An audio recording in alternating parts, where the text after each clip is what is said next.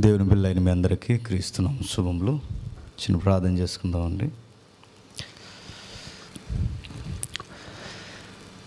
ప్రేమగల తండ్రి, కృపగల దేవ, ఈ ప్రతికూలమైన సమయంలో అనుకూలత మాకు ఏర్పాటు చేసి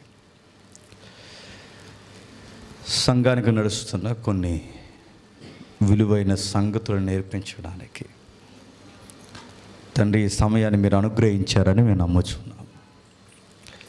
సమయాన్ని వ్యర్థంగానో ఇతర కారణాలకో తండ్రి ఈ సమయాన్ని మేము ఉపయోగించక, ఈ సమయాన్ని మేము దొంగిలించక,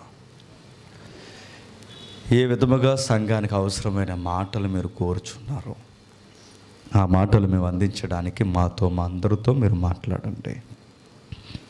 ప్రత్యక్షంగా పరోక్షంగా ఈ మాటలు వింటున్న వారందరితో తండ్రి వారి హృదయాలు భద్రం చేయండి తండ్రి. క్రైస్తవ మూలాలకి, చరిత్ర మూలాలకి వెళ్ళిచుండగా మాతో, మా అందరితో మీరు మాట్లాడండి. వివరించగలిగే జ్ఞానము నాకు అనుగ్రహించండి. వినగలిగే మనస్సును మీ బిడ్డలకు దయచేయండి. ఎటువంటి ఆటంకము లేకుండా మీరే జరిగిస్తారని కోరుతూ సమస్త కార్యాలు మమ్మల్ని మేము మీకు అప్పగించుకుంటాం. క్రీస్తునామని ప్రార్థన సమర్పిస్తున్నాం తండ్రి, ఆమేన్. జాగ్రత్తగా విందాం, ఓకేనా అన్నీ? ఓకే.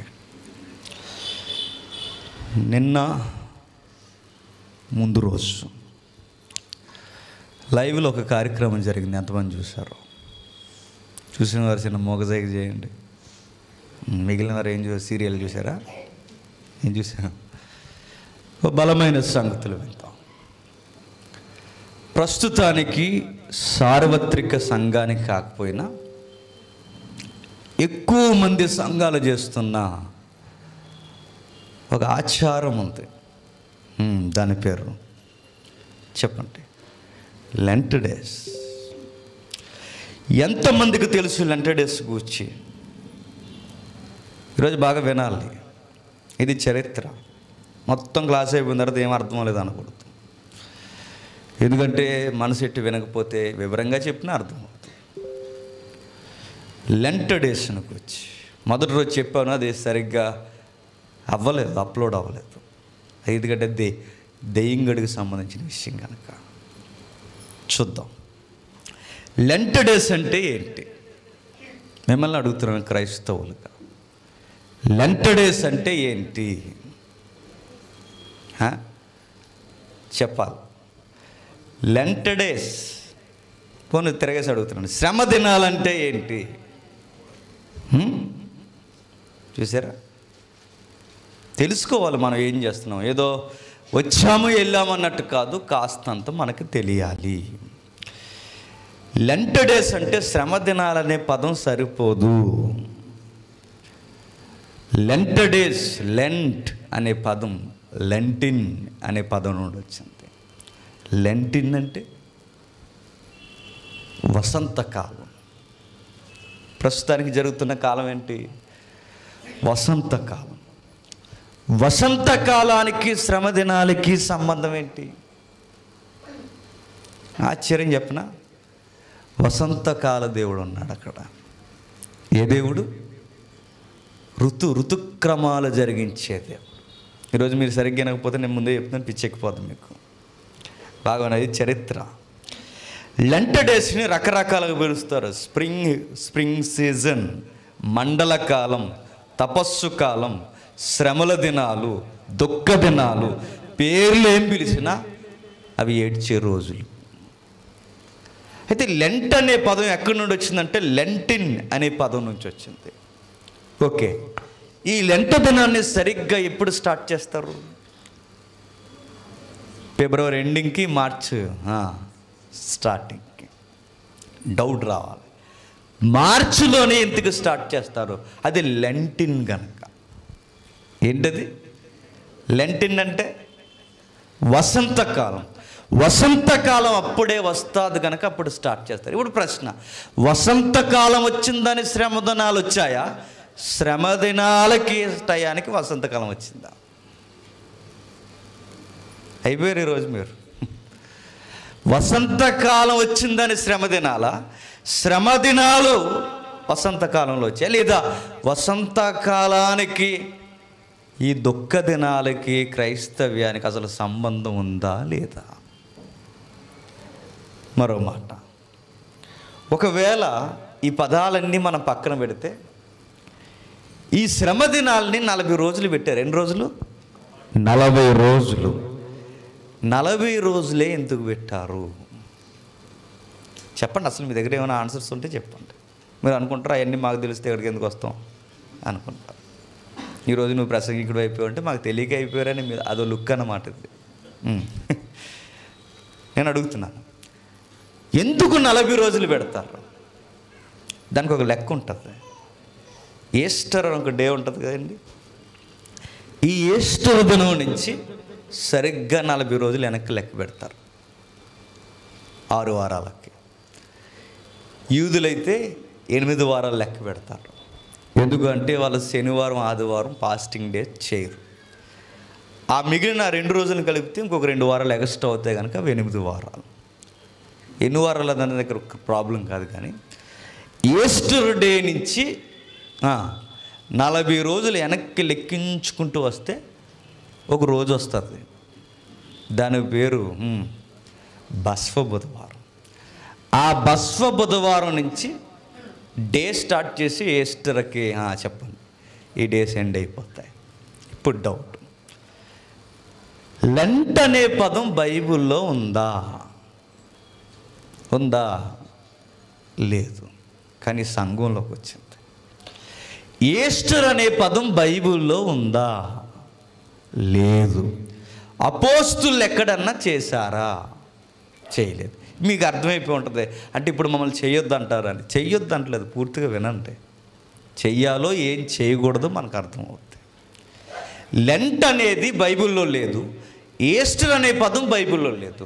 మరి ఈ ఈస్టర్ అనే పదం ఎలా వచ్చింది? తెలుసుకుంటే గుండె బద్దలేసిపోతుంది మనకి. చెప్పనా? ఈస్టర్ అనే పదం బైబిల్లో ఒక దేవత ఉంటుంది. ఎవరు? దేవత. చూస్తారా ఆ దేవతను ఒకసారి? చూద్దాం ఒకసారి. ఆవిడ పేరు అష్టారుతు. విన్నారా బైబిల్ ఎప్పుడైనా? ఆవిడకి మాకు పెద్ద పరిచయం లేదంటారా? అష్టారుతు. అష్టారతు అనే పదాన్ని అసూరియన్స్ ఆరాధించేవారు.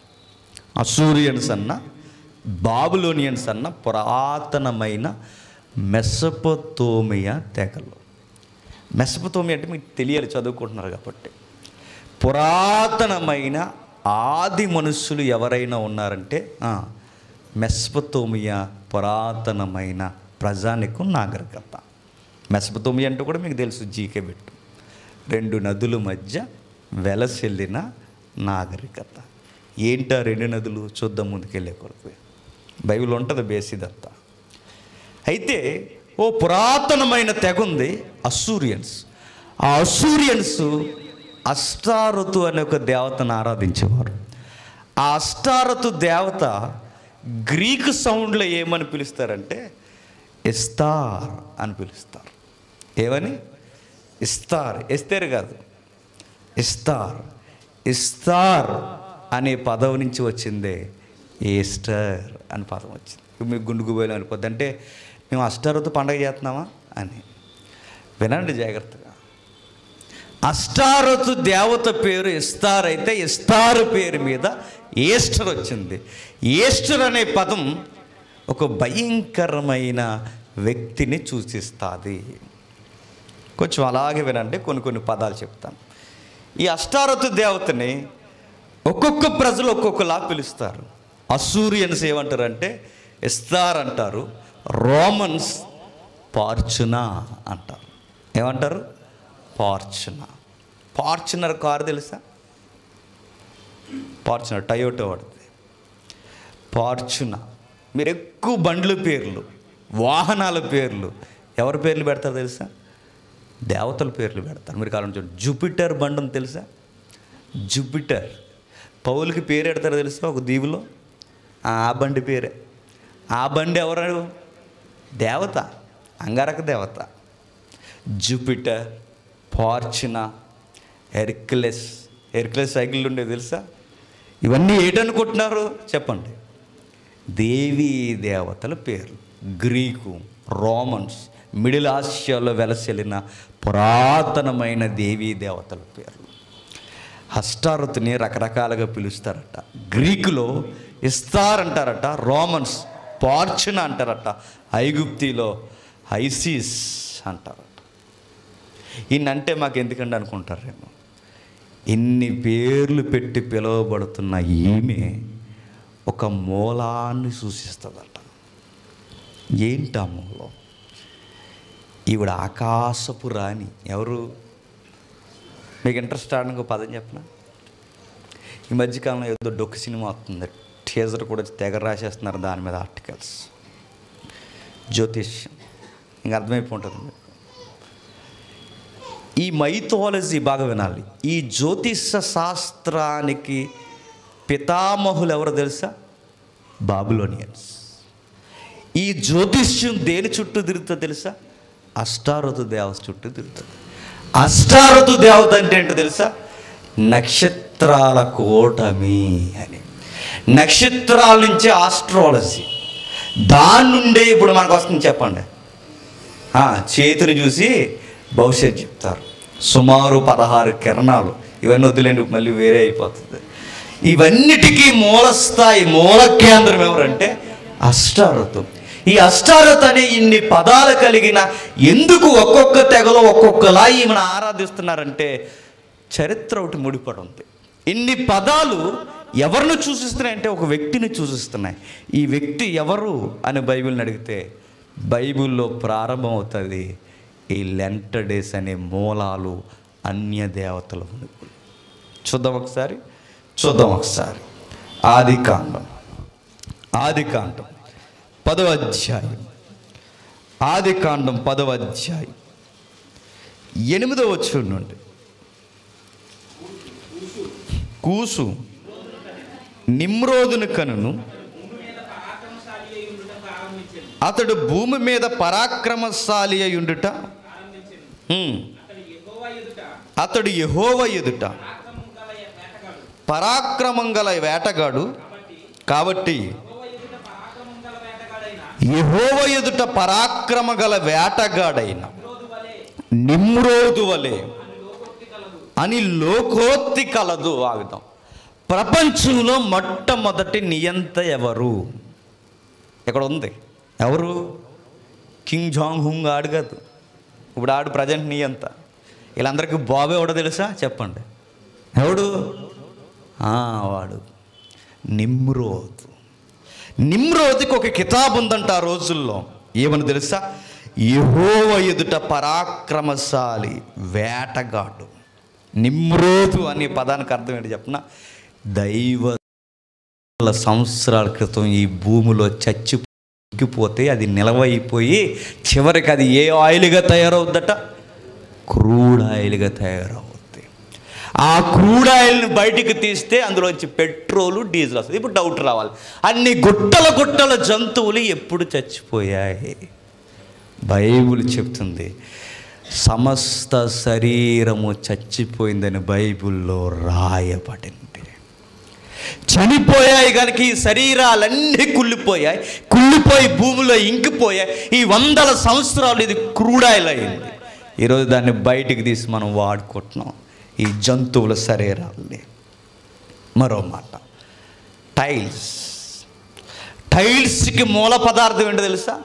శుద్ధ అనకండి. ఆ శుద్ధ ఎలా వచ్చింది? ఇది మనలాంటి శుద్ధ కాదు. ఇది టైల్స్కి మూల పదార్థంలో ఒక పదార్థం ఏంటంటే కొన్ని జంతువుల ఎముకలు కుళ్ళిపోయి అవి శుద్ధలా మారితే దాన్ని తీసి టైల్స్ చేస్తారట.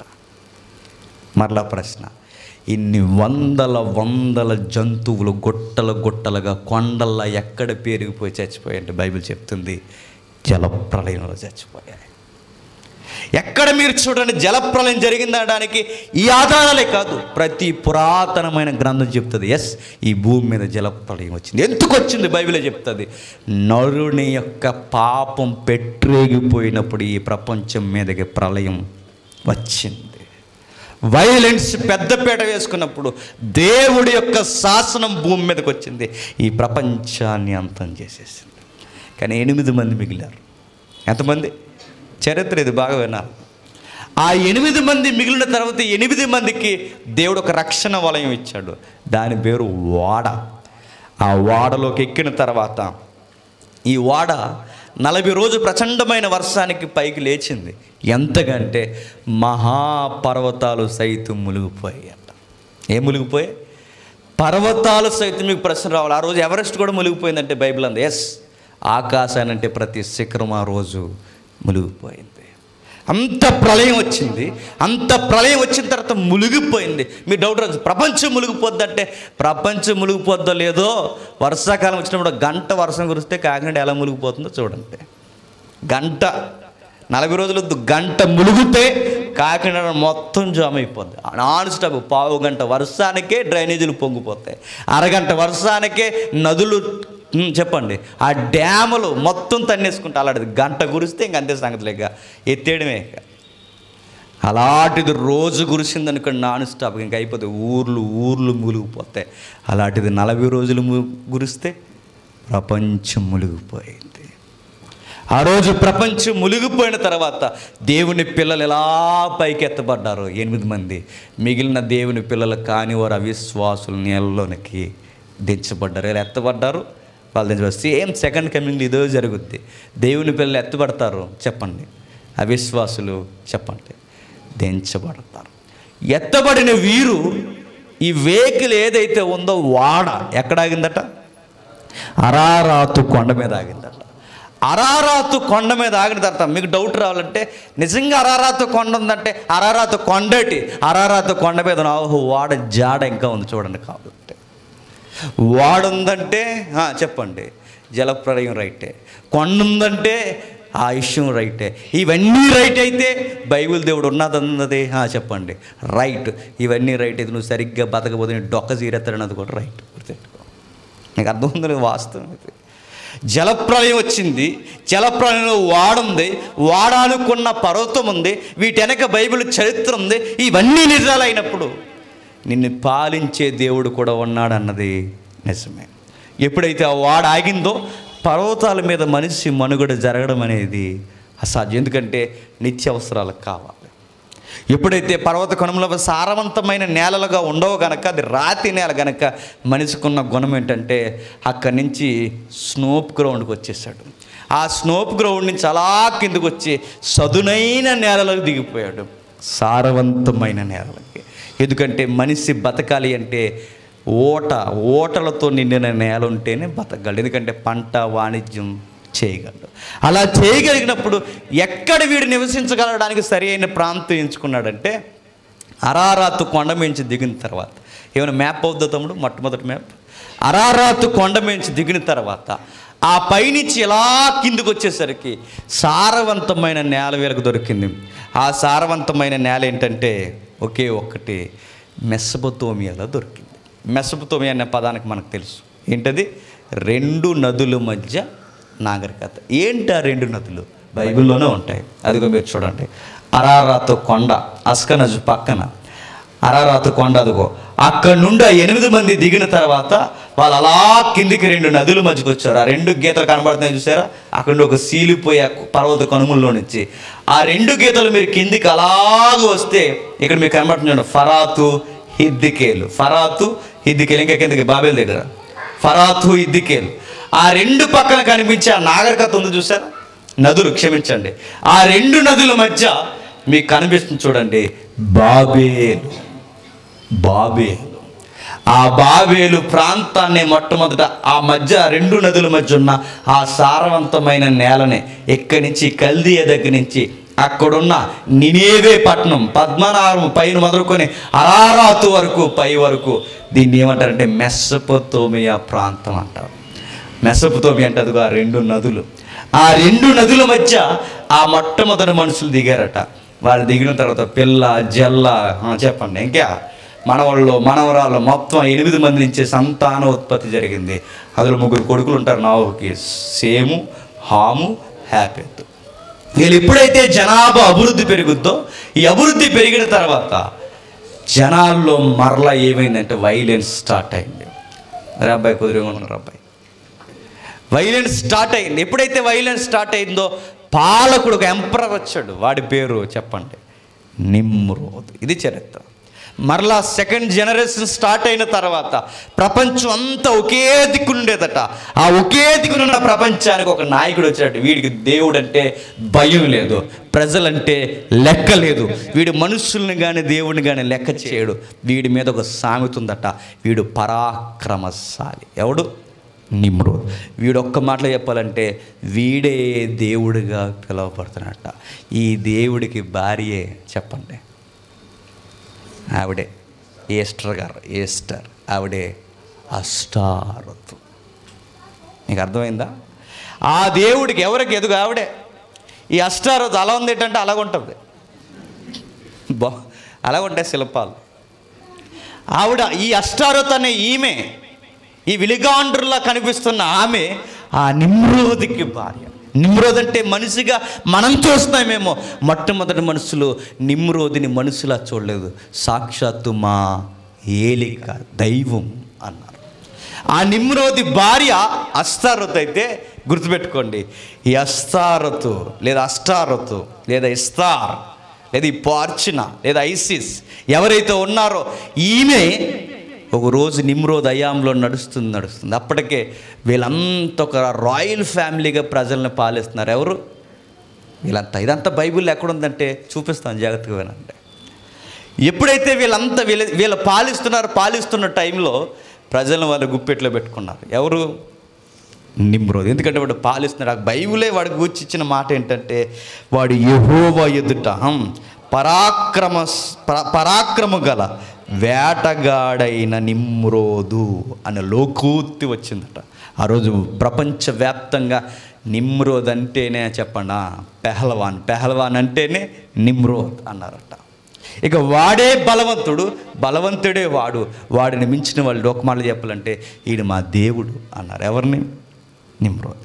అప్పుడు వీడు ఏం చేశాడంటే కొన్ని రాజ్యాలు స్టార్ట్ చేశాడు. 10వ వచనం, సేనారు దేశం మందు బాబేలును కల్నేను అనే రాజ్యానికి ప్రారంభంగా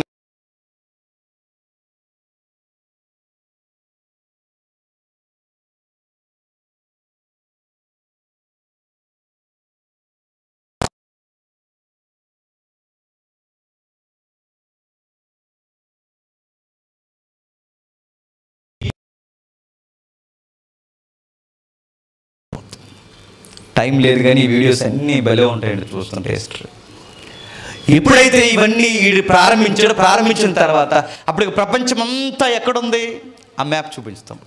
ప్రపంచమంతా ఎక్కడుంది చెప్పండి. అప్పటికి ప్రపంచమంతా భూమండలం అంతా లేదు. మరి ఎక్కడుందో తెలుసా? అదిగో ఆ నది మధ్య బాబేల్ దగ్గర మాత్రమే ప్రపంచం ఉంది. ప్రపంచం అంతా లేదు, ఎక్కడో మెసొపొతేమియాలో అక్కడే ప్రపంచం. మరి ప్రపంచం అంతా ఎందుకు మనుషులు లేరంటే అప్పటికి మనుషులు అంతమంది లేరు, వాళ్ళే ప్రారంభికులు. ఆ 8 మంది నుంచి కొంత 100 మంది కొన్ని 1000 మంది వస్తే ఆ 1000 మంది ఆ నదుల మధ్య బతుకుతుంటే వాళ్ళందరికీ లీడర్ అయ్యాడు. ఎవరు? నిమ్రోద్. వాళ్ళందరికీ లీడర్ వాడే గనక అక్కడే ప్రపంచం ఉంది. అప్పుడు వాడు ఏం చేశాడంటే వాడు అండర్లో అందరినీ పెట్టుకోవడానికి ఒక ప్రాజెక్ట్ స్టార్ట్ చేశాడట. ఏంటా ప్రాజెక్ట్? మనకు తెలుసు, బాబేలు గోపురం కట్టించాడు. ఏం చేశాడు? బాబేలు గోపురం కట్టించాడు. 11వ అధ్యాయం 1వ వచనం, భూమి అంతటా ఒక్క భాష ఒక్క పలుకు ఉండెను, వారు తూర్పున ప్రయాణమైపోవచ్చుండగా సేనారు దేశం ముందు ఒక మైదాను వారు కనబడి. ప్రపంచమంతా ఒక్క భాష ఒక్క పలుకు ఉందట. ఏముంది? ఒక్క భాష, ఒక్క భాష ఒక్క పలుకు. ఒకసారి ఇక్కడ చెప్పాను, మీకు ఎంతమంది గుర్తుందో? ఒక్క భాష ఒక్క పలుకు. ఇప్పుడు ప్రశ్న, ఏంటా ఒక్క భాష, ఏంటా ఒక్క పలుకు? మీరు అనుకుంటారు ఆ రోజు మేము లేం కదండి, లేదంటే సీరియస్గా చెప్పేద్దామని. నేను లేను. ఆ ఒక్క భాష ఏంటి? ఆ ఒక్క పలుకు ఏంటి? చాలామంది ఏమన్నారు? ఇబ్రూ అన్నారు, కొంతమంది గ్రీక్ అన్నారు. కాదు, ఇవన్నీ తర్వాత వచ్చినవి. మొట్టమొదటి ప్రజలు భాషలు తారుమారు అవ్వకముందు ఒక భాష ఉందట. ప్రశ్న, ఏంటా భాష? చాలా ఈజీ. ఇప్పుడు మనం ఈ ల్యాండ్లో బతుకుతున్నాం. మనమంతా ఎవరు? తెలుగు వాళ్ళు. ఎవరు? పాకిస్తానా? ఎవరు అంటారు? తెలుగు వాళ్ళు. తెలుగు వారు కనుక మనం మాట్లాడే భాష ఏ భాష? తెలుగు భాష. కర్ణాటక వెళ్ళాం అనుకోండి, కర్ణాటక వారు మాట్లాడే భాష ఏంటి? కన్నడం. తమిళ వెళ్ళాం అనుకోండి, తమిళ వారు మాట్లాడే భాష ఏంటి? తమిళం. ఎక్కడికి పోయినా కొన్ని ల్యాండ్స్ని పెట్టి కొన్ని లాంగ్వేజెస్ పిలువబడుతున్నాయి. అదే అలాగే ఈ మొట్టమొదటి ఈ భూమి అందంతటా చెదిరిపోకున్న ఆ భూభాగానికి ఒక పేరు ఉందట. ఆ పేరు ఏంటంటే సుమేరియా. ఏంటది? సుమేరియా. ఆ సుమేరియా అనే ప్రాంతానికి ఆ రోజు ప్రజలు వాళ్ళే అక్కడ ఉన్నారు కనుక, ఆ సుమేరియా ప్రాంతంలో వారు నివసిస్తున్నారు కనుక, ఆ భూభాగంలో వారు నివసిస్తున్నప్పుడు వారు సుమేరియన్స్గా పిలువబడతారు కనుక, వారు సుమేరియన్స్ అయితే వారు మాట్లాడే భాష ఏ భాష అవుతుంది? సుమేరియన్ భాష అవుతుంది. తెలుగువారు మనం మాట్లాడితే తెలుగు భాష అయితే, కన్నడం వారు మాట్లాడితే కన్నడం అయితే, తమిళ వారు మాట్లాడితే తమిళం అయితే, సుమేరియన్స్ మాట్లాడేది ఏ భాష అవుద్ది? సుమేరియన్ భాష అవుతుంది. ఆ సుమేరియన్ భాష వాళ్ళు ఎప్పుడైతే మాట్లాడడం స్టార్ట్ చేశారో గుర్తుపెట్టుకోండి, ప్రపంచమంతా ఒక్క భాష ఒక్క పలుకు ఉందట. అసలు ప్రపంచంలో రకరకాల భాషలు మొట్టమొదట లేవు. బాగా వినాలి, మరి ఎంతమందికి అర్థమవుతుందో. లెంట డే చేసేస్తామండి అంటే చేయండి, కాదంటలేదు. లెంట వెనక మూలం కూడా ఒకటి ఉందని మాత్రం తెలుసుకోండి. మీకు డౌట్ రాదు, లెంటకి నిమ్రోధికి సంబంధం ఏంటంటే చాలా సంబంధం ఉంది. లెంటకి అష్టారోధికి సంబంధం ఏంటంటే చాలా సంబంధం ఉంది. అసలు లెంట డేస్కి ఈస్టర్ అనే పదం అసలు బైబిల్లో లేని పదానికి ఎలా వచ్చింది? ఎన్ని సంబంధాలు ఉన్నాయి చరిత్రలో చూద్దాం. ఎప్పుడైతే వీడంతా ఒకే దిక్కు నిలబెట్టాడో, నిలబెట్టి 4వ వచనం, వారి భూమి ఎందంతటా చెదిరిపోకుండా ఒక పట్టణమును, ఆకాశము నంటూ శిఖరము గల ఒక గోపురమును కట్టుకొని పేరు సంపాదించుకుందాము రండని మాట్లాడుకొనక. ఏం చేశారట? ప్రపంచం అంతా మనం చెదిరిపోకుండా ఈడొక పిలుపునిచ్చాడట. ఎవరు? నిమ్రోదు గారు. వారు అనగానే అక్కడ ఉన్న మూల పదాలు ఏంటి చెప్పనా? నిమ్రోదు, నిమ్రోదు భార్య, నిమ్రోదు యొక్క రాజవంశం. వాళ్ళకు పిలుపునిచ్చారట. ఏమనంటే మనం ఎక్కడికి చెదిరిపోవద్దు, ఆకాశాన్ని అంటే గోపురం మనం ఇక్కడ కట్టుకుందాం. ఓ మాట నేను చెప్పనా, 4 పాయింట్లు రాశారు చూడండి. అక్కడ ఒక పట్టణము, ఆకాశ శిఖరము గల ఒక గోపురము. ఒక పట్టణము, ఆకాశం శిఖరము గల ఒక గోపురం. అడుగుతున్నాను, పట్టణంలో ఎవరుంటారు? పట్టణంలో ఎవరుంటారు? సింహాలు, పుల్లు, నక్కలు ఏముంటాయి? మనుషులు ఉంటారు. సిటీ ఫామ్ అయిందంటే సిటీలో జనాంగం ఉంటుంది. సిటీ ఒక పట్టణం కట్టుకుంటే పట్టణంలో మనుషులు ఉంటారు. పట్టణంలో మనుషులు ఉంటే మరి పట్టణం మధ్యలో ఒకటి కట్టారట. దాని పేరేంటి? గోపురం. ఆ గోపురంలో ఎవరు ఉండడానికి కట్టారు? దేవుడు ఉండడానికి కట్టారట. ఎవరు ఉండడానికి? దేవుడు. అంటే ఆ రోజు బాబేలు గోపురం కట్టింది ఎవరికో తెలుసా? దేవుడికి. ఏ దేవుడికి? నిమ్రోదు దేవునికి. మరో మాట చెప్పిన, ఆ నిమ్రోదుకే కాదు, ప్రపంచంలో ఉన్న ఆ రోజు అక్కడ ఉన్న నమ్మకాలు ఏవైతే ఉన్నావో ఆ నమ్మకాలన్నిటికీ వాడే కేంద్ర బిందువు ఒక దేవాలయం కట్టాడట. మరో మాట చెప్పిన, ఆకాశం పైన ఇంకొక పెద్ద దేవుడు ఉండిపోయాడు. ఆ దేవుడు ఈ భూమి మీదకి రావాలి అంటే ఎక్కడికి అక్కడికి ఒక టవర్ ఉండాలని ఆ టవర్ పైన దేవునికి ఒక గుమ్మం పెట్టారట. ఎప్పుడైనా మీరు చూడండి, కావాలంటే ఎప్పుడైనా పురాతనమైన గుడులు చూడండి, పురాతనమైన గోపురాలు చూడండి. ఈ మధ్యకాలంలో కొన్ని చర్చిలు చూడండి, పురాతనమైన చర్చిలు. అక్కడ వరకు ఎందుకు ముందుకెళ్ళే కొలది మీకు అర్థమవుతుంది. క్యాథలిక్ చర్చెస్ చూడండి, అలా పైకి అలా గోపురంగా కట్టి పైన గుమ్మ పెడతారు. ఎప్పుడైనా చూసారా? గుమ్మం. ఆ గుమ్మానికి ఒక డోర్ పెడతారు. ఆ డోర్ ఎందుకు పెడతారు చెప్పండి? నువ్వు వెళ్ళి నేను వెళ్తావు అని కాదు. ఆ డోర్ ఎవరికి తెలుసు? దేవుడికి డోర్ అది. చూడండి, పాత టెంపుల్స్ మీరు ఏమన్నా చూడండి, అలా పైకి చిన్న డోర్స్, చిన్న చిన్న గుమ్మాల్లా కట్టుకుంటూ వెళ్ళిపోయి పైన ఒక డోర్ పెడతారు. ఆ డోర్ ఎవరికంటే ఒకే ఒక్క మాట, ఆ డోరు దేవుడు ఆకాశం నుంచి అలా పైకి వచ్చి ఆ డోర్ తీసుకుని అలా కిందకు వచ్చి ఈ పట్టణంలో ఉన్న మనుషులందరినీ దీవించడానికంట. అందుకే మధ్యలో గోపురం కట్టి, ఇది పెరగం, ఇది మధ్యలో గోపురం కట్టిన తర్వాత ఆ చుట్టూ బాగుండండి, చుట్టూ పట్టణం కట్టారు. చుట్టూ పట్టణం కట్టిన తర్వాత మధ్యలో గోపురం కట్టారు. అంటే పట్టణం మధ్యలో ఎందుకు గోపురం కట్టారంటే దేవుడి మధ్యలోకి వస్తే ఇలా బతుకులు ఏముంటాయి? బాగుంటాయి. అంటే మొట్టమొదటి మనుషుల దగ్గర నుంచి జరుగుతున్న విషయం ఏంటంటే ఒకే ఒక్కటే, దేవునితో ఎట్లయినా సరే కనెక్ట్ అవ్వాలనుకున్నారు. ఆదాము అవ్వల కనెక్టింగ్ తెగిపోయింది. వాళ్ళ కమ్యూనికేషన్ ఎప్పుడైతే కట్ అయిందో వాళ్ళ జీవితాలు ఒక్కసారి తారుమారైపోయినాయి. ఎలా తారుమారైపోయినాయి? తిండికి ఏడ్చారు, బట్టకి ఏడ్చారు, నీడకి ఏడ్చారు, ఆరోగ్యం లేక ఏడ్చారు. దేవుడు దూరం అయితే జీవితాలు చిందరవందరైపోయాయి. అక్కడి నుంచి మరలా కనెక్ట్ అవ్వాలని ప్రయత్నం చేశారు. ఏం చేశారంటే బలులు ఇచ్చారు, పంట పొలాల్లో ఇచ్చారు. ఆ ప్రాక్టీస్ మనకు తెలుసు.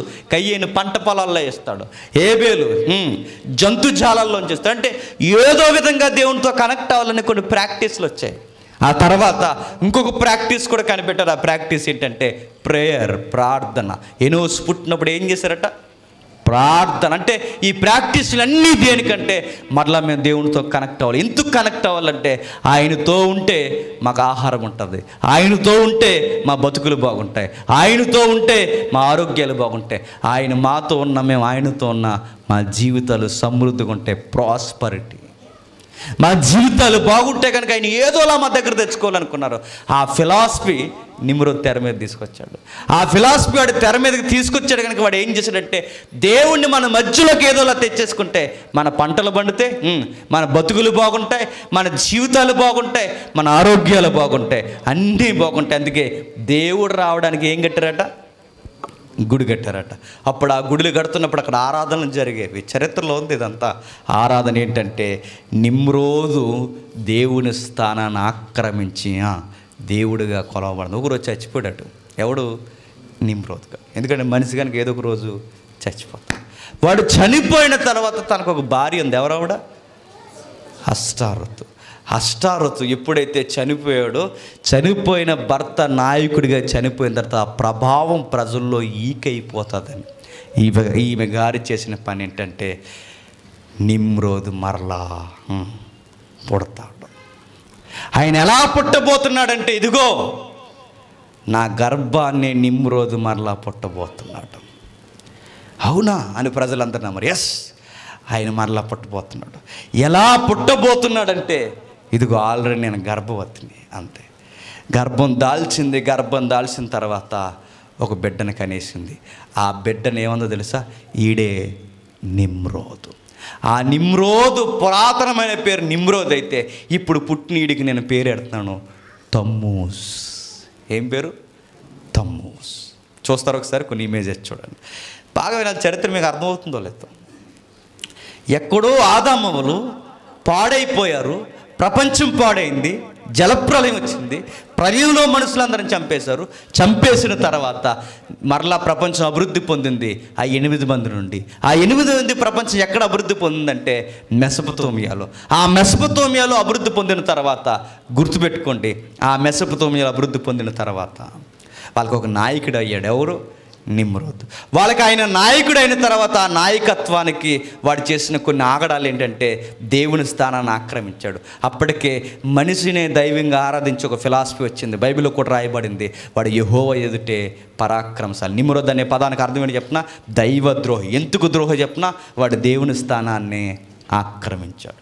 అలా ఎప్పుడైతే వాడు ఆక్రమించాడు గుర్తుపెట్టుకోండి, ఆ తర్వాత జరిగింది, వాడు ఒకరోజు చచ్చిపోయాడు.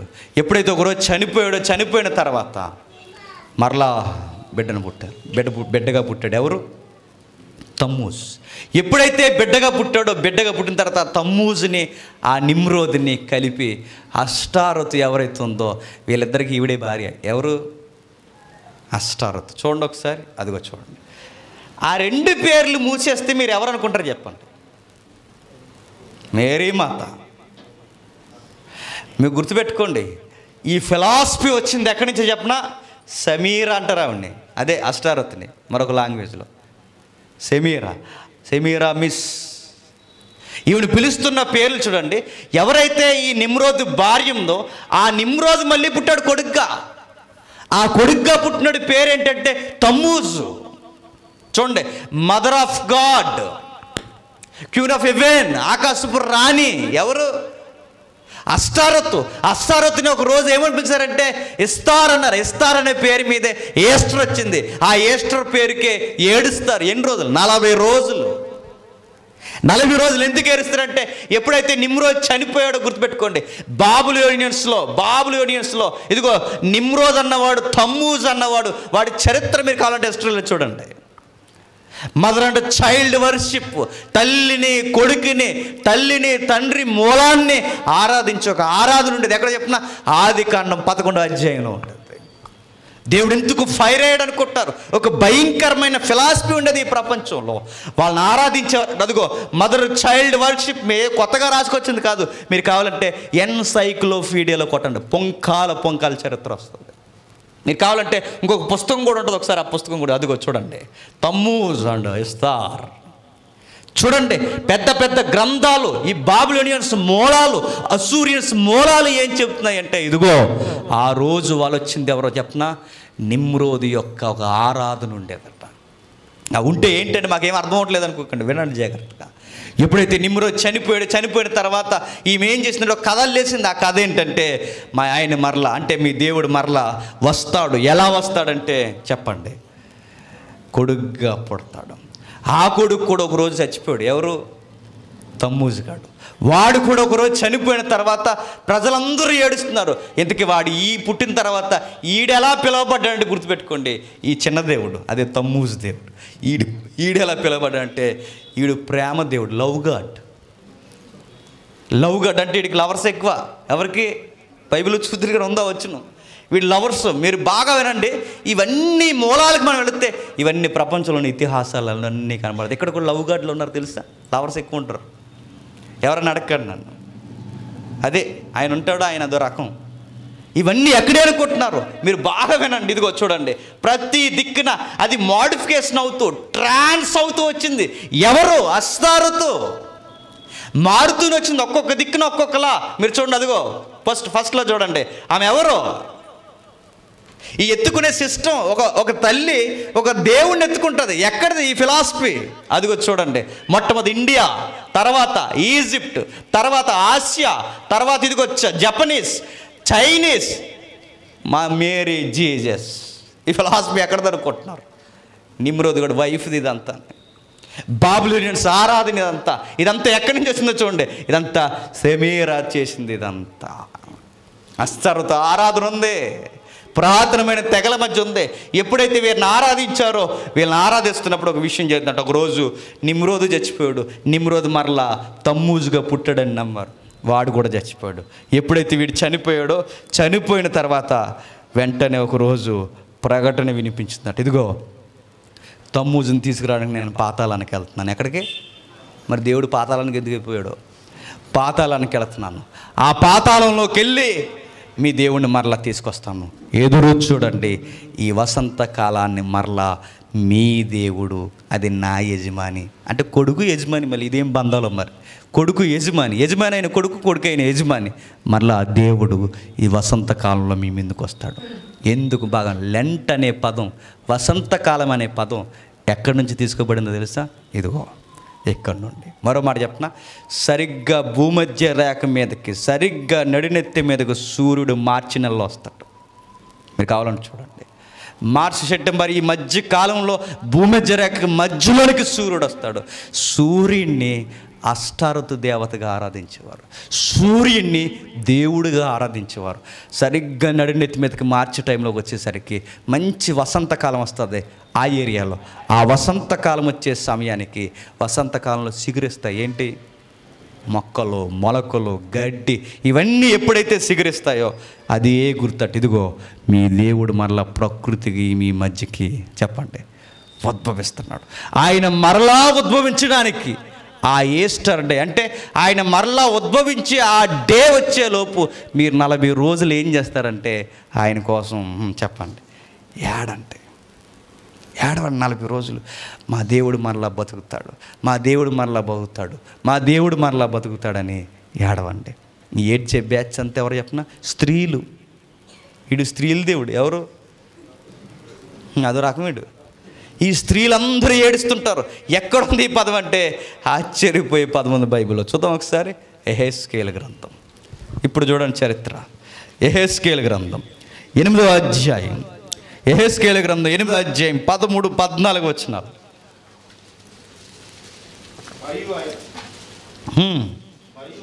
మరియు ఆయన మీరు ఈ తట్టు తిరుగుము,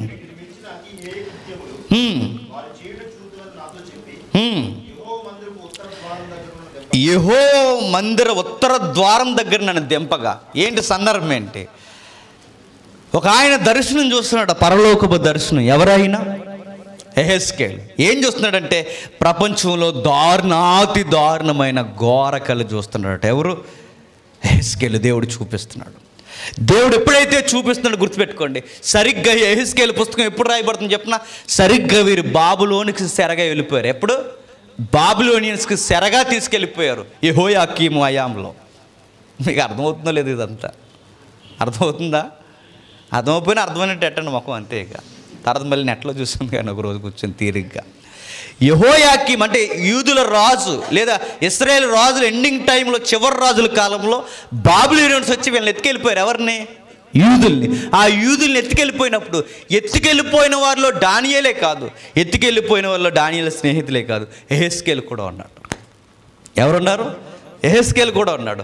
ఆ యెహెజ్కేలు లాంటి వారిని ఎత్తుకెళ్ళిపోయిన తర్వాత, అక్కడికి వెళ్ళిన తర్వాత యూదులందరూ అక్కడున్న దేవీ దేవతలు నమ్మడం మొదలెట్టారట. ముఖ్యంగా ఎవరు నమ్ముతున్నారంటే తమ్మూజు, అస్తారోతు దేవతను నమ్ముతున్నారట. అక్కడ స్త్రీలు, అదిగో చూడండి వచ్చింది, అక్కడ స్త్రీలు కూర్చుండి తమ్మూజు దేవతను కూర్చి ఏడ్చుచు చూసి తిని. ఎవరి కోసం ఏడుస్తున్నారట వీళ్ళు? పాపం కన్నా మరింత భయంకరమైన పాపం చూపిస్తాను చూడన్నాడు. ఎవరికి? యెహెజ్కేలుకి. ఏంటో తెలుసుకో, ఆరాధన నీచమైనది, భయంకరమైన పాపమైనది. మరింత పాపం నీకు చూపిస్తాను. ఆ పాపం ఏంటో యెహెజ్కేలు చూద్దుకనరా. ఏంటి అంటే ఇదిగో స్త్రీలందరూ కూర్చుండి తమ్మూజు దేవుడి కొరకు ఏడుస్తున్నారట. ఎన్ని రోజులు ఏడుస్తారు చెప్పనా? 40 రోజులు ఏడుస్తారట. ఎప్పటి వరకు ఏడుస్తారు చెప్పనా? ఈస్టర్ డే వరకు ఏడుస్తారట. ఈస్టర్ అంటే మన పదం కాదు అది. ఈస్టర్ అనే పదం ఎవరు చెప్పండి? అష్టారోతు దేవత పదం అది.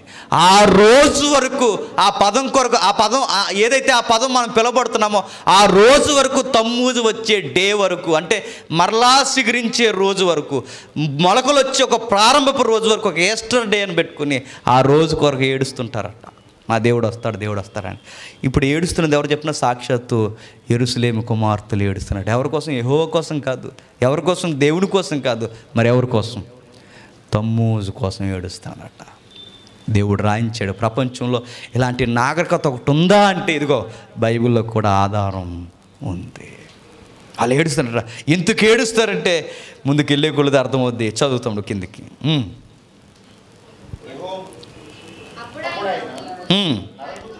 నరపుత్రుడా, ఇది చూసితివి కానీ నీవు తిరిగి చూసిన ఎడల వీటిని మించిన హేయ కృత్యములు చూతువని నాతో చెప్పి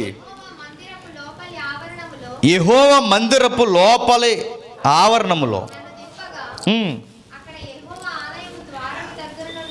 అక్కడ యెహోవా ఆలయము మందిర ద్వారము దగ్గరున్న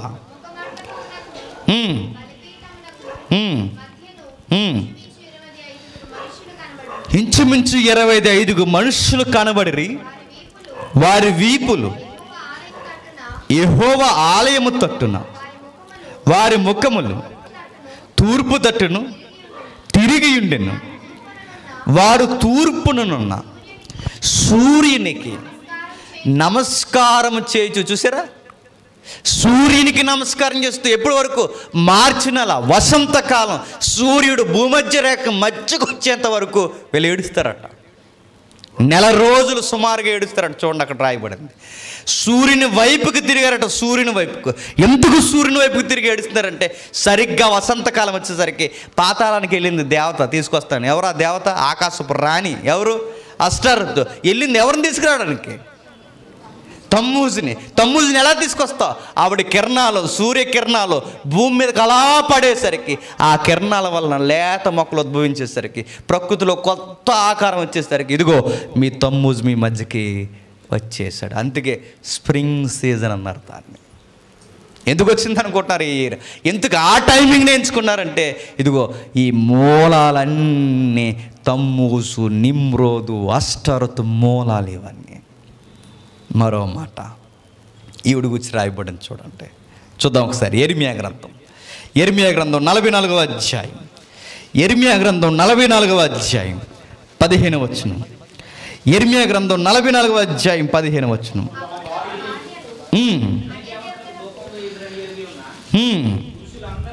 పురుషులందరూ అక్కడ నిలిచి ఉన్న స్త్రీ బ్యాచ్ పోతలే చూడండి ఎక్కడికి. పురుషులందరూ సూర్యుని వైపు తిరుగుతున్నారట, స్త్రీలందరూ చెప్పండి ఏడుస్తున్నారట. వీళ్ళ ఏడుపులో దుఃఖదినాలు ఎలా ఉంటాయి చెప్పనా, మూలం ఎలా ఉన్నా చెప్పిన వీళ్ళు దుఃఖదినాలు ఎలా ఉంటాయి చెప్పనా, జుట్లు ఆగేసుకుంటారట. మీరు కావాలని చూడండి, నెట్లో ఉంది క్లియర్గా ఈ పదం.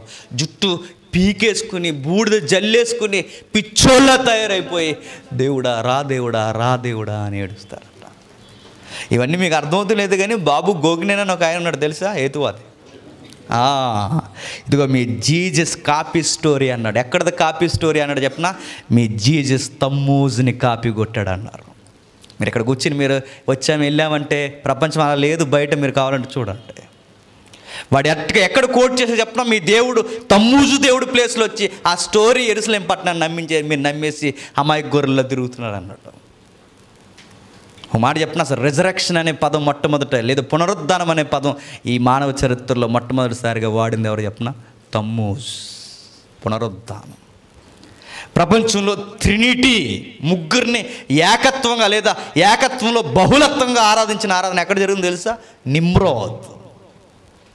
మనం ఏమైనా గట్టిగా మాట్లాడే చరిత్ర తీసి ఏమంటారు చెప్పండి, ఇదిగో మీ ఫిలాసఫీ 2000 సంవత్సరాల క్రితం యేసుక్రీస్తు చెప్పక మునిపే ఇలాంటి ఫిలాసఫీ సొసైటీలో ఉందో చూడండి, కావాలని చరిత్ర మూలాలు చూపిస్తున్నారు. కానీ గుర్తుపెట్టుకోండి, ఇవన్నీ ముందుకెళ్ళే కొద్ది అర్థమవుతాయి. ఎప్పుడైతే వీళ్ళు ఆరాధిస్తున్నారో ఈవిడ కూడా ఆరాధిస్తున్నారట. ఎలా ఆరాధిస్తున్నారు చూడండి, 44:15. అప్పుడు తమ భార్యలు అన్య దేవతలకు ధూపం వేయుదురని ఎరిగి ఉన్న పురుషులందరూ అక్కడ నిలిచి ఉన్న స్త్రీలను మహాసమాజముగా కూడిన వారును ఐగుప్తి దేశమందలి పత్రాసులో యెర్మీయాకు ఇలాగూ ప్రత్యుత్తరం ఇచ్చిరి,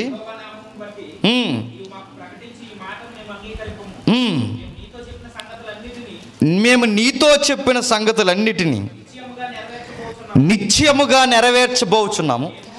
మేమును మా పితరులను రాజులను మా అధిపతులను యోధా పట్టణములో యెరూషలేము వీధుల్లో చేసినట్లు ఆకాశపు రాణికి ధూపం వేయుదుము. ఎవరు ఈ ఆకాశపు రాణి? ఎవరు క్వీన్ ఆఫ్ హెవెన్?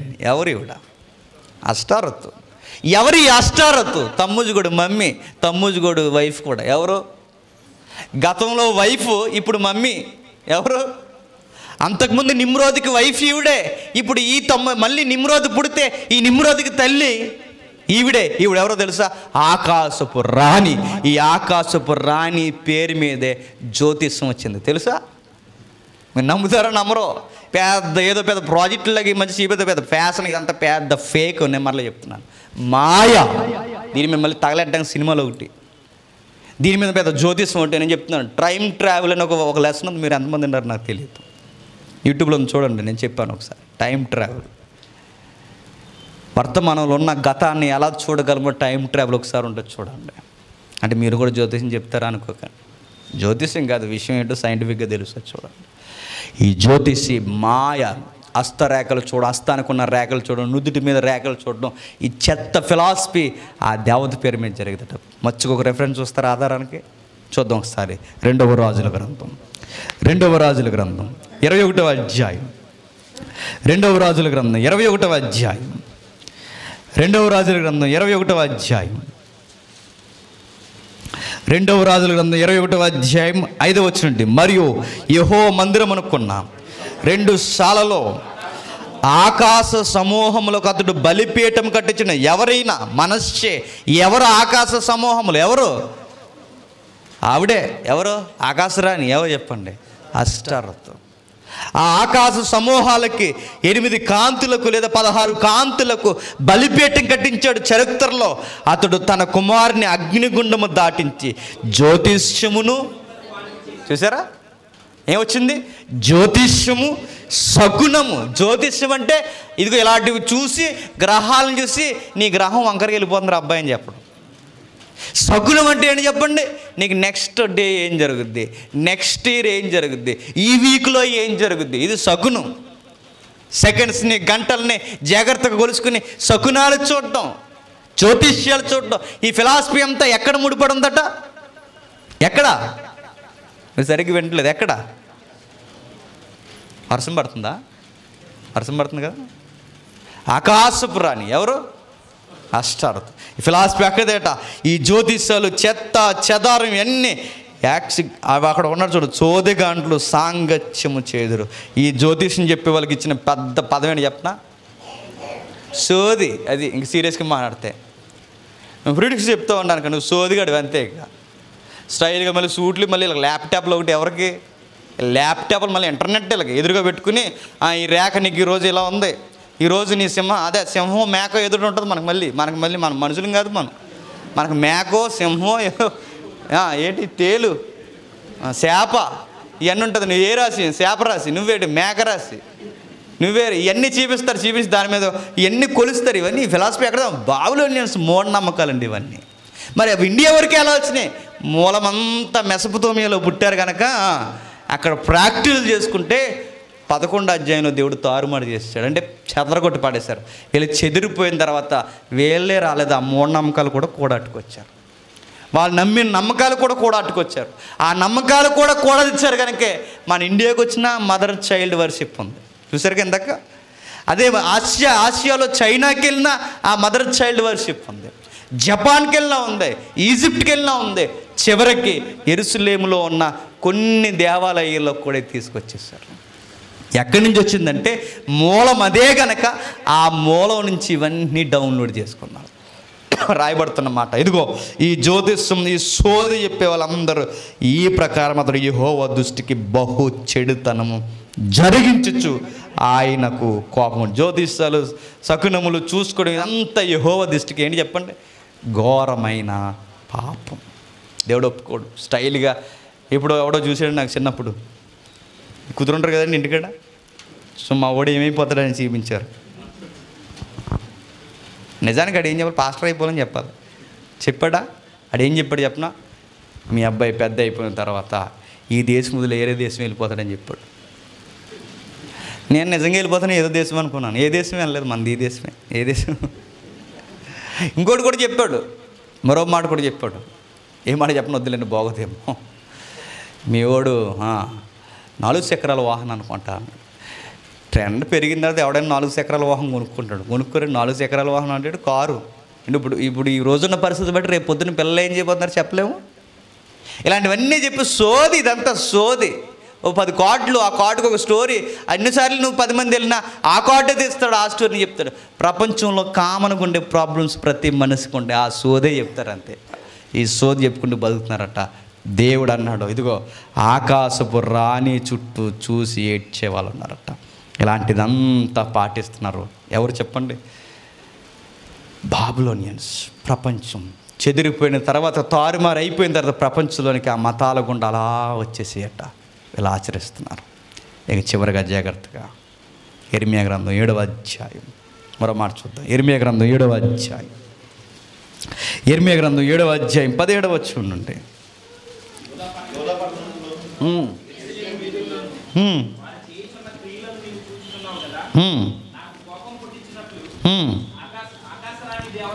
ఆకాశపు రాణి దేవతకు. చూసారా? రాణికి, ఎవరికి? ఆకాశపు రాణికి ఏం చేస్తున్నారట? పిండి వంటలు. చూడండి, ఇదంతా ఈ పండగ వాతావరణాలన్నీ ఎక్కడ అనుకుంటున్నారు? పిండి వంటలు, గారెలు, బూర్లు, చెప్పండి, పొంగడాలు, పోకొండలు, జంతికలు, చెప్పండి, సల్లగుత్తులు, ఇంకేమన్నా ఉంటే చెప్పండి, గోరుసుట్లా, ఇంకా ఏమన్నా ఈ పిండి వంటలన్నీ. ఇదంతా పండగలో ఇలాంటి ఒక సిస్టమ్ ఉండాలన్నది ఎక్కడదనుకుంటున్నారు? బాబిలోనియన్స్ కల్చర్ ఇదంతా. చదువుతాముడు. నాకు కోపం పుట్టించినట్లు ఆకాశపు రాణి దేవతకు పిండి వంటలు చేయవలననియు అన్య దేవతలకు ప్రాణార్పణలు పోయవలనని పిల్లలు కట్టెలు ఏర్చున్నారు, తండ్రులు అగ్గి రాజు పెట్టుచున్నారు, స్త్రీలు పిండి పిచ్చితే ఇంక పనే ఉండదు వీళ్ళకి చరిత్రలో. పిండి పిచ్చికెత్తున్నారట, పొంగడాలు వేసేస్తున్నారట, పిండి పిచ్చికెత్తున్నారు, జంతుకులు వేసేస్తున్నారు. మొత్తం మీద పిల్లలు ఏం చేస్తున్నారు? పొల్లలు వేస్తున్నారు. డేలు ఏం చేస్తున్నారు? పిండి పిచ్చుతున్నారు. మగాళ్ళు ఏం చేస్తున్నారు? నూనె తెచ్చేస్తున్నారేమో, సన్ఫ్లవర్, అగ్గిరాజు పెడుతున్నారట. వీళ్ళ పని ఫ్యామిలీ అంతా కలిసి ఏం చేస్తున్నారంటే పండగ చేస్తున్నాం. ఏం పండుగ అంటే రాణిగారి పండుగ. ఆ రాణిగారి పండుగ ఈస్టర్. ఏంటది? ఈస్టర్కే గుర్తుపెట్టుకోండి. ఆ రోజు ఈ 40 రోజులు తిన్న మనం ఏ రోజు గట్టిగా తినేద్దాం చెప్పండి. చెప్పండి. నేను విమర్శించట్లేదు, మూలం ఇది ఉందని చెప్తున్నా. 40 రోజులు ఏం తింటాను, లాస్ట్ రోజు తినేస్తారు. చెప్పండి ఆ రోజు ఏంటి? మొత్తం అన్నీ వండుకొని. ఆ రోజు ఈ ఫిలాసఫీ అక్కడ ఉండేదట. నిజమైన ఈస్టర్ అనే పదం ఎక్కడదంటే అది ఆ దేవత పేరు మీద ఇన్ని వండుకున్నారు. కామన్ పాయింట్ ఒకటి చెప్పనా, దేవుడు ఎలాంటి పిచ్చి పిచ్చి పనులు చేస్తే దేవుడు అబ్జర్వ్ చేస్తాడు. కట్లేరుకోవడం కూడా దేవుడు అబ్జర్వ్ చేస్తాడంటే దేవుడు ఆయనకి నచ్చని ఏదన్నా ఆచార సాంప్రదాయాల్లోకి వెళితే ఆయన ప్రతిదీ నోట్ చేస్తాడనడానికి రిఫరెన్స్ ఆధారం చూడండి. కట్లేరుకోవడం, వారు ఏం వండుకుంటున్నారో, ఎవరు పిండి పిసుకుతున్నారో, ఎవరు అగ్గి రాసి పెడుతున్నారో, ఇవన్నీ చూస్తున్నారంటే మనం పొరపాటున ఏదన్నా పండగల్లోనికి ఆచారాల్లోనికి జాయిన్ అయ్యామో దేవుడు ఇవన్నీ చూస్తాడా చూడ చెప్పండి? చూస్తాడు. మనతో వచ్చిన గొడవేంటి చెప్పినా అన్ని పండుగలు చేసేస్తాం మనం. కానీ గుర్తుపెట్టుకోండి, దేవుడు ఏ పండుగలో నువ్వు ఎలా వ్యవహరిస్తున్నావు దేవుడు ఖచ్చితంగా చూస్తాడు. కింద ఏమైనా ఉందా? నాకే కోపం పుట్టించినంతగా వారు దానిని చేయుచున్నారు. నాకే కోపం పుట్టించినంతగా వారు దానిని చేయుచున్నారు. నా కోపం వచ్చింది అన్నాడు. ఎలాంటి కల్చర్ ఉండేదట ఎక్కడ? Assyrians, Babylonians. మూల తెగలు ఎవరండి? Assyrians, Babylonians. ఇప్పుడు ముగిస్తాను. ఇక ఎప్పుడైతే వీరు చెదిరిపోయారో, చెదిరిపోయిన తర్వాత ఎందుకు చెదిరిపోయారు? బైబిల్లో రాయబడింది 11వ అధ్యాయం. ఎందుకు చెదిరిపోయారు? దేవుడే చెదరగొట్టేశాడు. ఎందుకు? వీళ్ళ కుదురుగా ఉండక కూర్చుని గోపురాలు కట్టి నిమ్రోదు గోళ్ళు లాంటి వాళ్ళని అందులో పెట్టి వీళ్ళందరూ ఏం చేస్తున్నారండి? ఆరాధన, యెహోవాకు విరుద్ధమైన ఆరాధన, దేవీ దేవతల ఆరాధన జరిగింది. దేవుడు అంతకు పడగొట్టేశాడు, చెదరగొట్టేది. చెదిరిపోయిన వీరు ఆయా ప్రాంతాలకు వెళ్ళిపోయినా భాష మారిపోయింది, ప్రాంతం మారిపోయింది, కానీ వీళ్ళ నమ్మకాలు మాత్రం మారలేదు. భాషలో ఆ దేవుడికి పేర్లు మారాయి. అందులో భాషను బట్టి పిలువబడిన పేర్లు ఇందాక మీకు చెప్పాను. అసూరియన్స్ ఏమన్నారంటే ఇస్తార్ అన్నారు. బాబిలోనియన్స్ ఏమన్నారంటే అష్టారోతు అన్నారు. రోమీలు ఏమన్నారంటే పాచ్నా అన్నారు. ఐగుప్తులు ఏమన్నారంటే ఐసిస్ అన్నారు. అంటే ఎందుకు ఇన్ని పేర్లు వచ్చినా ఒక్క దేవుడి కంటే వీళ్ళు చెదిరిపోయారు కనుక భాష మారిపోయింది. కనుక భాష మారిపోయిన వాళ్ళ భావం మాత్రం మారలేదు. అంత ఒకే దేవుడిని చూసేస్తున్నాయి. ఎప్పుడైతే రాజ్యాలు కూడా మారిపోయినాయి, బాబిలోనియన్స్ తర్వాత మెడో పెర్షియన్స్ వచ్చారు, మెడో పెర్షియన్స్ తర్వాత గ్రీకులు వచ్చారు, గ్రీకుల తర్వాత రోమీలు వచ్చారు. ఇంకా అర్థమవుతుందో లేదో? బాబిలోనియన్స్ తర్వాత మాదీయ పార్శికులు, మాదీయ పార్శికుల తర్వాత గ్రీకుల తర్వాత ఈ ప్రపంచాన్ని పాలించింది రోమన్స్. ఎందుకన్నా పూర్వం ఇంకా అసూరియన్స్. వీళ్ళంతా ఒకరి తర్వాత ఒకరు ఈ ప్రపంచాన్ని పాలిస్తున్నప్పుడు కామన్గా ఇన్ని రాజ్యాల్లో కామన్గా పిలువబడిన దేవుళ్ళలో ముఖ్యమైన దేవుళ్ళు ఎవరంటే చెప్పండి? అస్తరతు, నిమ్రోజు, తమ్మూస్. వీళ్ళని అలాగా డౌన్లోడ్ చేసుకుంటూ రామ ప్రభుత్వం వరకు తీసుకొచ్చారట. రామ ప్రభుత్వం కూడా దీన్ని ఆరాధిస్తుంది చాలా గట్టిగా. అలాంటి టైంలో గుర్తుపెట్టుకోండి, సంఘంలోనికి మెల్లగా వచ్చింది ఈ ఆరాధన. సంఘంలోనికి ఈ విధానం వచ్చింది. 40 రోజులు ఏడ్చే కార్యక్రమం వచ్చింది. ఎలా వచ్చింది? ఒకరోజు గుర్తుపెట్టుకోండి, క్రైస్తవులను చాలా అతి దారుణంగా చంపుతున్నారు. స్టెఫన్ చంపేశారు కదండి బైబిల్లో. స్టెఫన్నే కాదు, మొదటి శతాబ్దంలో చాలామంది క్రైస్తవులను చంపేశారు. యెరూషలేముకు గొప్ప హింస కలిగిన తర్వాత పరారైపోయారు. అపోస్తుల తర్వాత సంఘం చిత్రవదకు గురైపోయింది. ఆ తర్వాత మొదటి శతాబ్దం నుంచి 2వ శతాబ్దం నుంచి 3వ శతాబ్దం వరకు క్రైస్తవుల్ని దారుణంగా చంపేశారు. గర్భిణీ స్త్రీలను మానాల్లోని కత్తులు పెట్టి వాళ్ళ గర్భాలు పైనుంచి కిందకి చీరేసి బిడ్డను బయటకు లాగేసేవారు. ఆ బిడ్డని తల్లిని పట్టుకెళ్ళి పుల్లుకి, సింహాలకి వేసేసేవారు. పురుషులు ఎవరైతే ఉన్నారో ఆ పురుషుల్ని మైనువులో ముంచి, ఆ మైనువులో ముంచబడిన తర్వాత ఆ స్తంభాలకి చెట్లు గడేసి నిప్పంటించేసేవారు. బొగ్గుమని వెలిగిపోతే వాళ్ళ ఎలుగులో ఇలాంటి ల్యాంపుల్లాగా వారిని పెట్టుకుని ఆ వెలుగుల కింద భోజనాలు చేసేవారు. క్రైస్తవులను దారుణంగా చంపారు, స్త్రీలను, పురుషులను, పిల్లలను.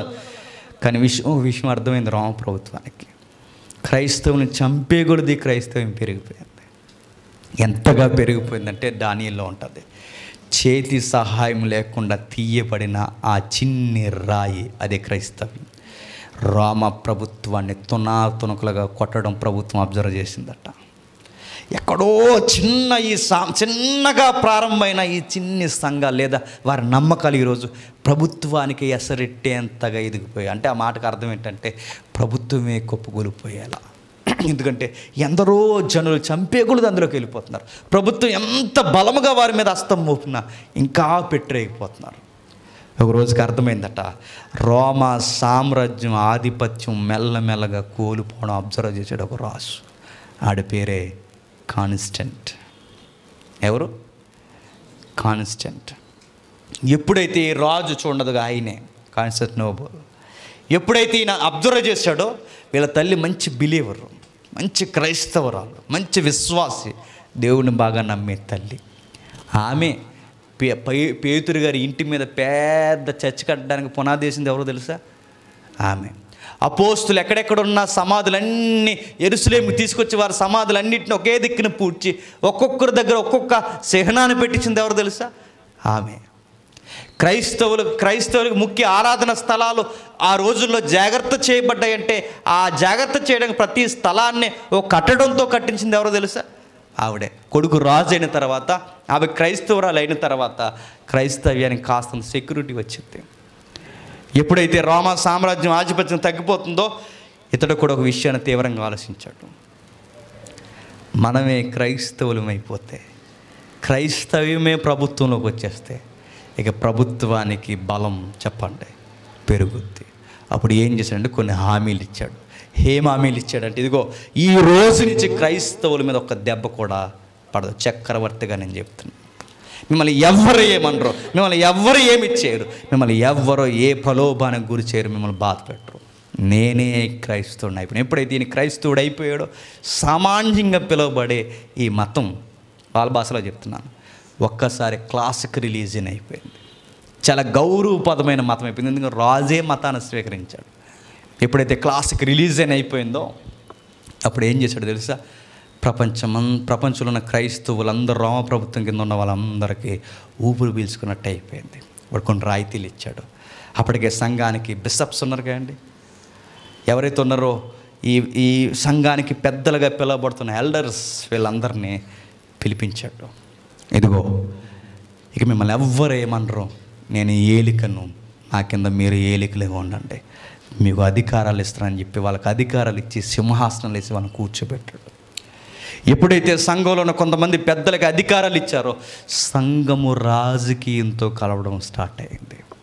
ఎప్పుడైతే రాజకీయంతో కలిసిందో గుర్తుపెట్టుకోండి, అప్పటికే రోమా ప్రభుత్వం ఒక ఫిలాసఫీని నమ్ముతూ వచ్చింది. ఏంటి ఆ ఫిలాసఫీ? ఇప్పటివరకు చెప్పాను, గంటన్నర చెప్పాను మీకు. ఆ నిమ్రోదు, ఆస్టారోతు, తమ్మూస్, ఆ నమ్మకాలు వారిని బాగా మగ్గిపోయి ఉన్నారు. ఎవరు? రోమా ప్రభుత్వం. బాబులోన్స్ దగ్గర నుంచి మెడోఫెర్షియన్ దగ్గర నుంచి గ్రీకుల దగ్గర నుంచి రోమన్స్, ఇప్పుడు రోమన్స్ నుంచి ఎక్కడికి వస్తుంది ఇది అంటే సంఘంలోకి వస్తుంది. ఎలా వస్తుందంటే, ఎప్పుడైతే క్రైస్తవుని తీసుకొచ్చి వీడు సింహాసనాల మీద కూర్చోబెట్టాడో అప్పటి వరకు క్రైస్తవులకి దేవాలయాలు లేవు. వాళ్ళు కూడుకునేది ఎక్కడ చెప్పినా ఇంటెంట, వాళ్ళు కూడుకునేది ఎక్కడ చెప్పినా ఎక్కడ స్థలం దొరికితే ఎక్కడ, వాళ్ళకంటూ ప్రత్యేక దేవాలయాలు ఏమీ లేవు. ఎప్పుడైతే వీడు మారిపోయాడు, వీడు ఏమన్నాడంటే, ఇక నేనే మారిపోయాను కనుక, మా గుడులన్నీ ఖాళీగా ఉన్నాయి కనుక ఇప్పుడు మా గుడుల్ని మీరు చర్చలు చేసుకోండి అన్నాడు. అలా వీరు చర్చిలోకి వెళ్ళిపోయారు. చర్చిలోకి వెళ్ళిపోయిన తర్వాత అప్పటికే సెమీరా తమ్మూజుని ఎత్తుకుని ఉంది. నీకు అర్థమైందా? ఎప్పుడైతే ఆ దేవాలయంకి వెళ్ళిందో ఒకసారి ఆ ఇమేజ్ అయితే తమ్ముడు, ఆవిడ ఎవరైతే అష్టారతు తమ్మూజు దేవుడిని ఎత్తుకుని ఉందో ఆ ఎత్తుకున్న గుడుల మీద ఈ బొమ్మలన్నీ ఉన్నాయి. అప్పుడు వీళ్ళేమన్నారు చెప్పిన పెద్దలందరూ, ఇప్పుడు ఆవిడ మాకు అష్టారతు కాదు, ఆవిడ మాకు మరియా అన్నారు. అది తమ్మూజు కాదు, ఆయన ఎవరో తెలుసా? మా కుమారుడు జీసస్ అన్నారు. ఆ బొమ్మ, ఆ ముక్కు, ఆ కిరీటాలు ఇవన్నీ ఎక్కడ అనుకుంటున్నారు? ఇప్పటికీ మీరు ఎక్కడికైనా పండు దగ్గర లేదని ఒక గుడి ఉంటే అక్కడికి పోయి మీరు చూడండి, మక్కి నెట్లో కూడా చూడండి, ఆ బొమ్మలు, ఆ బాబు ఇవన్నీ ఎవరు అనుకుంటున్నారు? ఆయన యేసుక్రీస్తు కాదు. ఆ కనిపిస్తున్న ఆమె తల్లి అయిన మరియా కాదు. ఈ మూలం ఎక్కడిది అంటే సెమీరామిస్, తమ్మూజ్. ఇది బాబులోనియన్స్ నమ్మకం క్యాథలిక్లోకి వచ్చేసింది. ఎప్పుడైతే క్యాథలిక్లోకి వచ్చిందో ఈ నమ్మకాన్ని ఇప్పటికీ మీరు పోయి చూడండి, చాలా విచిత్రంగా ఉంటాయి ఆ గుళ్ళు. మీరు ఎప్పుడైనా చూసారా? చాలా విచిత్రంగా గుళ్ళు కనబడుతుంటాయి మనకి, విచిత్రముగా. మీరు ఎప్పుడైనా చూసారా లేదు ఆ గుళ్ళన్నీ? అక్కడి నుంచి మెల్లమెల్లగా ప్రపంచం ఆ గుడులు కట్టుకోవడం నేర్చుకుంది. ఒకరోజు వీళ్ళకి అర్థమైంది, అధికారాలు ఇచ్చావు కానీ మాకు ఆరాధనకు ఒక క్రమం పద్ధతి లేదు. పెద్దలందరూ ఆలోచించుకున్నారు. అందులో ఆర్చ్ బిషప్స్ రెవరెండ్స్, అప్పటికి పోపుల విధానం రాలేదు. అప్పటికి ఎప్పుడైతే ఇదంతా జరిగిందో, ఈ లెసన్ చెప్తేనే ఏదో ఫోన్ వచ్చేది నాకు. ఎప్పుడైతే ఇదంతా జరుగుతున్న టైంలో ఒకరోజు ఒక విషయం జరిగింది. మా వాళ్ళకి ఒక ఫాస్టింగ్ డేస్ కావాలి. ఒక దిక్కు 4 రోజులు చేస్తున్నారు, కొంతమంది 40 గంటలు చేస్తున్నారు, కొంతమంది 4 వారాలు చేస్తున్నారు. మా అందరికీ చెప్పండి, ఒక పద్ధతి కావాలి. ఎప్పుడైతే వీళ్ళు ఇది కోరిన తర్వాత విషయం ఏమర్థమవుతుందో తెలుసా? ఒకరోజు 325లో, సరిగ్గా 325లో ఆసియా కౌన్సిల్ ఒకటి జరిగింది చరిత్రలో. క్రీస్తు శకం 365. ఒక్క నిమిషం.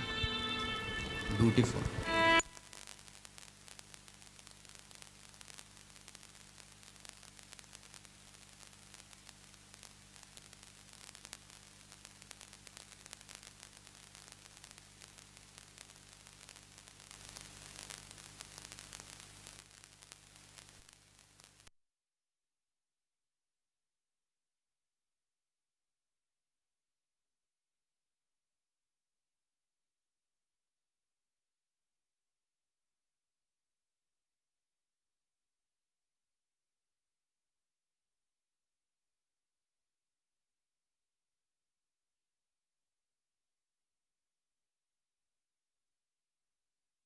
తప్ప ఇలాంటి తిప్పలనే. ఒక నిమిషం.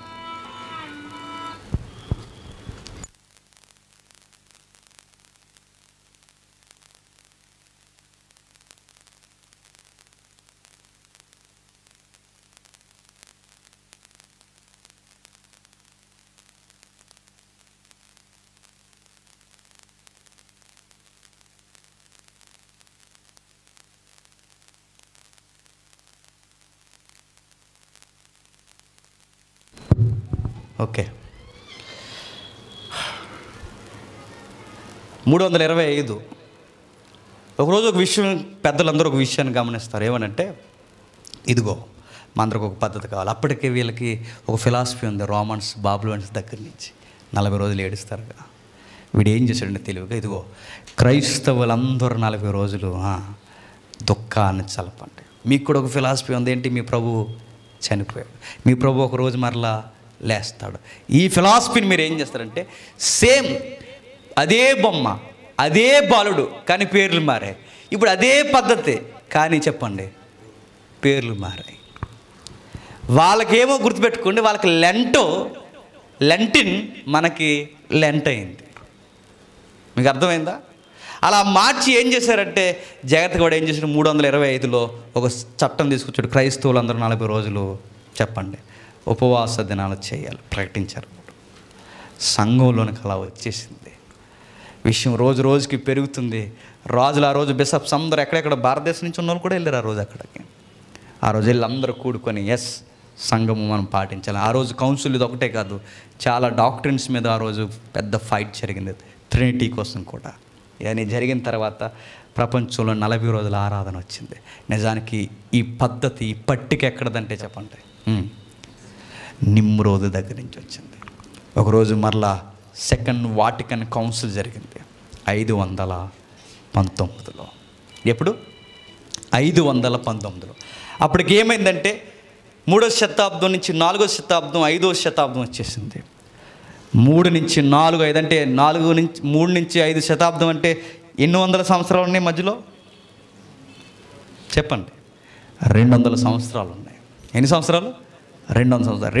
రెండు శతాబ్దాల కాలం దాటేసరికి రామ ప్రభుత్వం ప్రభావం తగ్గింది, పోపులు ప్రభావం పోపులు ప్రభావం పెరిగింది.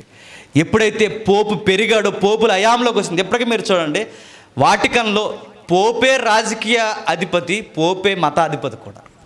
రెండు ఆయనే. మీరు కావాలని చూడండి. ఎప్పటికీ రాజకీయంగా కూడా ఆయనే. చెప్పండి. నెక్స్ట్ యాజకీయంలో కూడా ఆయనే. ఎప్పుడైతే 5వ శతాబ్దంలో సంఘానికి పోపుల అయాం వచ్చిందో అప్పుడు పెద్దలందరూ కొంచెం రియలైజ్ అయ్యారు, అయ్యే మూలాలన్నీ ఎలా ఉన్నాయి, మన విషయాలు మనం మార్చలేదు. ఆ రోజు మరలా సెకండ్ వాటికన్ కౌన్సిల్లో వీళ్ళందరూ కూడుకున్నారు. పెద్ద దేవాలయం చూడండి. వాళ్ళందరూ కూడుకున్న తర్వాత ఆ రోజు మరలా నిర్ణయించుకున్నారు. ఏమని నిర్ణయించుకున్నారంటే, మనం మార్చాలి, ట్రాన్స్లోకి తీసుకెళ్ళాలి. ఏం చేయాలంటే ఆ మూలాలన్నీ పక్కన పెట్టి కొన్ని మంచి విషయాలు మనం తెర మీదకి తీసుకురావాలి. అంటే వచ్చిన 40 రోజుల్ని ప్రక్షాళన చేయాలనుకున్నారు. అప్పుడు నీతి సూత్రాలు తీసుకొచ్చారు. ఏం తీసుకొచ్చారంటే, ఎలాగూ 40 రోజులు మనకు తెలియకుండా రాజు అయాములో సంఘానికి ఏం చేసాం, అలవాటు చేసాం. మూలాలు వేరు. ఎప్పుడైతే రాజు వచ్చాడో రాజు మాట వినాల్సి వచ్చింది, రాజకీయానికి లొంగాల్సి వచ్చింది. ఆ నమ్మకాన్ని అప్పటికే సంఘానికి అలవాటు చేసేసారు. ఎప్పుడైతే అలవాటు చేశారో 200 సంవత్సరాలు అలవాటు అయిపోయిన అలవాటుని తీయడం అంటే అసాధ్యం. ఇప్పుడు వెళ్ళి సడన్గా మూలం ఇదని చెప్పండి, చెడమడ తిట్టేస్తారు ఈ క్లాస్ అంటే. అసలు భయం లేదు జేమ్స్ అంటారు. ఎందుకంటే అలవాటు అయిపోయింది, అంత త్వరగా మారడం కష్టం. ఎప్పుడైతే ఈ విషయాలన్నీ బాగా గమనించిన తర్వాత మీరు చూడండి, అదొకసారి ఇమేజ్ ప్లే చేద్దాం. 519 వచ్చిన తర్వాత 519లో ప్రక్షాళన చేయడం స్టార్ట్ చేశారు. ఆ ప్రక్షాళన ఏంటంటే ఒకటే, జరిగిపోయిన విషయాన్ని మనం ఎలాగా మార్చలేం కనుక ఉన్న విషయాన్ని సరిగ్గా మనం ఉపయోగించుకుంటే బెటర్ అనుకున్నారు. అప్పుడు వీళ్ళు చేసిన పని ఏంటంటే, ఈ 40 రోజుల్ని కాస్తంత అర్థవంతంగా మారుద్దామన్నారు. ఆ అర్థవంతంగా మార్చడానికి ప్రవేశపెట్టినవి ఏంటంటే ప్రార్థన, ఉపవాసం, పంచిపెట్టడం, నెక్స్ట్ పశ్చాత్తాపడటం, మారు మనసు లేని వారు మారు మనసు వైపుకి వెళ్ళడం. వీళ్ళందరినీ ఒక పద్ధతిలోకి మనం తీసుకెళ్ళాలని కొన్ని పాయింట్స్ ఈ 40 రోజుల్లోకి తీసుకొచ్చారు. అంటే తప్పు జరిగిపోయింది, ఆ తప్పుని ప్రక్షాళన చేయాలనుకున్నారు. ఆ ప్రక్షాళన చేయడానికి ఏం చేశారంటే కొన్ని నీతి సూత్రాలు తీసుకొని ఉన్నదాన్ని వద్దు అనే కన్నా ఉన్నదాన్నే కాస్తంత మార్చుకుంటే బెటర్ అనుకున్నారు. అప్పుడు పెద్దలందరూ నిర్ణయం తీసుకొని మనం ఏడవాలి. ఇప్పుడు మనం ఏడాల్సింది కాస్తంత అర్థవంతంగా ఏడవాలి. మన ప్రభు కొరకు ఏడుద్దాం, పశ్చాత్తాపడదాం, ఉపవాసం ఉందాం, త్యాగం చేద్దాం, మంచి పనులు చేద్దాం. ఇవన్నీ చేసి మన దేవునికి ఇష్టమైన పనులు బైబిల్లో రాయబడి జరిగిద్దామని 40 రోజులు అలా మార్చారు. అక్కడి నుంచి చెప్పండి ఈ లెంట్ డేస్ అనేవి సంఘంలోకి వచ్చాయి. కానీ విషయం ఏంటి చెప్పిన, అన్ని విలువలు సెకండ్ కౌన్సిల్లోకి ప్రవేశపెట్టిన తర్వాత అన్ని విలువలు పక్కన పెట్టి ఒక్కటే గుర్తెట్టుకున్నారండి జనాలు. ఏంటి చెప్పిన, అన్న ఒకటి మానేస్తారు అంతే, ఇంకేం గుర్తులేవు. ఏం మానేశారు? ప్రార్థన లేదు, పశ్చాత్తాపం లేదు, త్యాగం లేదు, మంచి పనులు లేవు, ఏమీ లేవు. మరి ఏమున్నాయంటే ఒకటి చెప్పండి, భోజనం మానేస్తారు. ఈ ఆచారాలు, ఈ డొల్లు దుఃఖాలు మనమే కాదు, ముందు ఎవడ ఏడ్చేవారట, ఆ అన్యజాతి తెగలు ఏడ్చేవారట. ఇప్పుడు వాళ్ళకి మనకి తేడా ఉందా? ఈ పాయింట్స్ లేకపోతే, సరి అయిన ప్రార్థనా జీవితం లేకపోయినా, పశ్చాత్తాపం లేకపోయినా, త్యాగం లేకపోయినా, మంచి ఎదుటివాడికి మంచి చేయాలని నిర్ణయం లేకపోయినా, చివరికి మనం చేసేది ఏంటి చెప్పిన, బాబులోనియన్స్ వర్షిప్పే మనం చేస్తాం. మూలాలు చెడ్డవి, మధ్యలోనికి మంచి చేయాలని ఒక స్పృహ వచ్చింది, మంచి బాగానే కొంతకాలం నడిచింది. మరలా ఏమైందంటే చెప్పండి, తిరిగి మరలా మొదటి ఆచారాలకు వెళ్ళిపోయారు. బైబిల్ ఎక్కడ లెంట లేదు, బైబిల్ ఎక్కడ ఈస్టర్ అనే పదం లేదు. మరి ఎలా వచ్చాయి రాజుల దగ్గర నుంచి. ఇప్పుడు వచ్చినవి తీయడం కష్టం కనుక ఏం చేశారు పెద్దలందరూ అంటే, సరే కొంచెం ప్రక్షాళన చేద్దాం, ఉన్నదాన్ని తీసేసే కన్నా కొంచెం పద్ధతిని జాగ్రత్తగా వాక్యానికి దగ్గరగా తీసుకొద్దామని ఏం చేశారంటే కొన్ని విలువలు నేర్పించారు. ప్రార్థన చేయమని బైబిల్ చెప్పిందా లేదా? చెప్పింది. ఉపవాసం చేయమని బైబిల్ చెప్పిందా లేదా? చెప్పింది. పశ్చాత్తాపం విశ్వాసకు అవసరమని చెప్పిందా లేదా? చెప్పింది. ఇలాంటి విలువలన్నీ వడబోసి ఈ 40 రోజులు ఇది మనం ఖచ్చితంగా అలవాటు చేసుకోవాలని తీసుకొచ్చారు.